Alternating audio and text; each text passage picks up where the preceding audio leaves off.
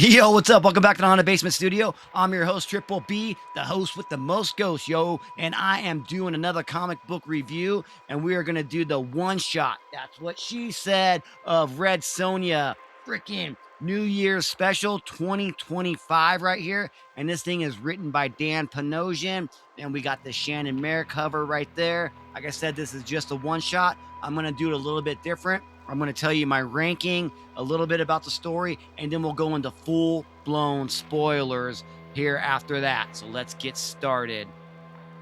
All right, man, the art is pretty good. I'm going to give the art a 7 out of 10. It is by Valerie Bruno right here with the colorist by Valentina Pinto right there, dude. So this thing was pretty good. I like how Dan Panosian's writing this because he's the writer in it. And what he did is that he did a lot of storytelling panels where it is just no dialogue in it. It's just a lot of good storytelling panels. So with the art, with them to be able to, you could follow along in the book just by looking at the panels and the art.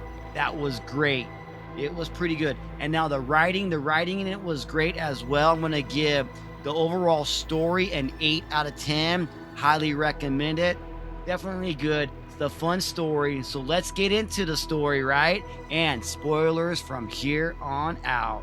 So we have these two riders riding a horse going to a pub where we find out where Red Sonja is drinking ale. And as they walk up to her, she just finished the last sip from her cup. And they're like, hey, can we buy you some fermented spirits? And she says, sit down. And then the very next panel, they're all on their horse in the forest going to their village. And Red Sonja says that the fermented ale that you gave me last night was good, but your village better have some good coin to give me for this. They're like, don't worry, we will. And the task at hand is that we are being hunted by these giants, and we need you to stop them. And she's like, how did you guys ever, survive out in these mountains, out in this wilderness, if you guys can't even fight? They're like, well, our village is good at making deals. But right then and there, Red Sonja senses something in the forest following them. She's like, there's something on all fours following us. Your giants don't walk on all fours, do they? They're like, oh no, it must be the giant tiger and the pack with her, all these cats. And she's like, well, what are they going? She's like, don't worry, we made a deal with them, but maybe they sent you. And maybe the deal's off because maybe they think that you're going to hunt them. And then right then and there, Red Sonja's like, you got a bow and arrow right there? Why don't you use it? She's like, I don't really know how to use this. How many arrows do you have? She's like, I got 4. She's like, give me your bow and give me 1 arrow. And as she aims the arrow into the forest, you see the giant lion cat and a pack of cats with her. And as they come charging at Red Sonja shoots the arrow, but it goes right past the pack of cats and the giant tiger cat, and it hits a bear. And then Red Sonja looks at the cat and goes, humph. And then the giant cat goes and they go and eat the bear. And Red Sonja says, I know how to make deals too.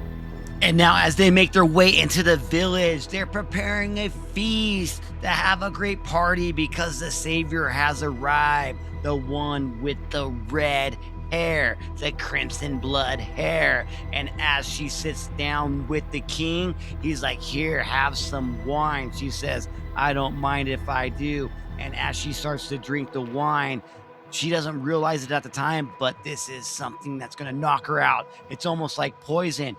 Wait, did Red Sonja just get tricked into getting into this village?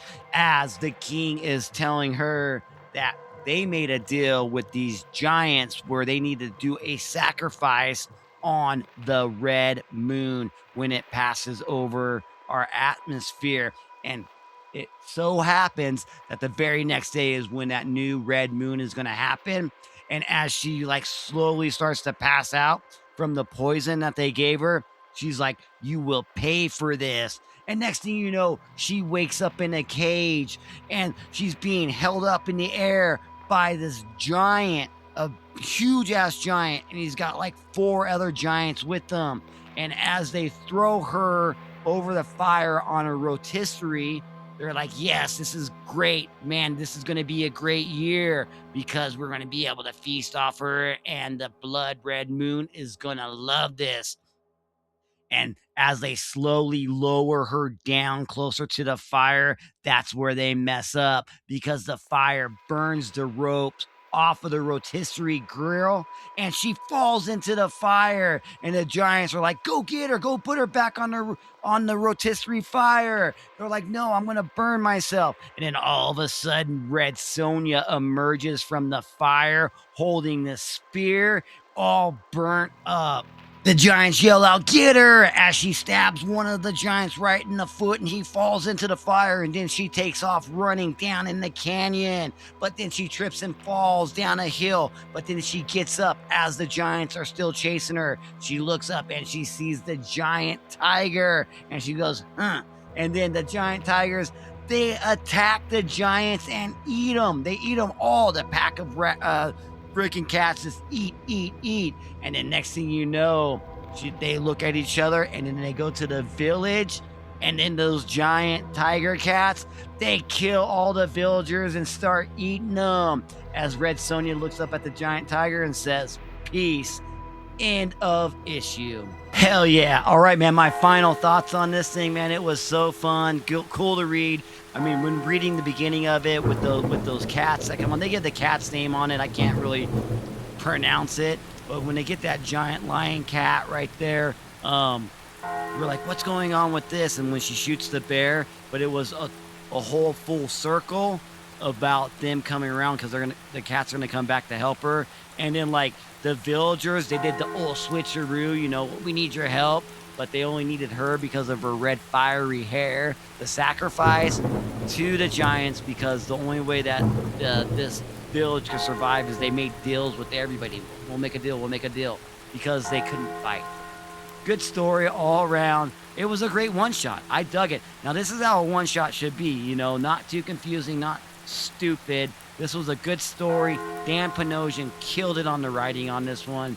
Definitely love this one. So, man, there it was. Go check it out. It's a one-shot from Dynamite right there, dude.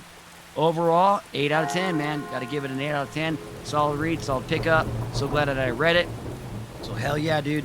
Thank you all for joining me in the Haunted Basement Studio. And if you want to join me live every Wednesday night, 8 p.m. Eastern, 6 p.m. Mountain Time, we'll be going through all the hottest covers that came out on New Comic Book Day that day. And it is an interactive show, so you can come and talk to me and hang out with me in the Haunted Basement Studio. All right, man. Triple B's out of Haunted Basement Studio. Like and subscribe only if you want to. I'll see you next week with another review or another unboxing, and I will see you Wednesday live, baby. All right, man. I want you guys to remember one thing. You keep it haunted. Comics. Laters.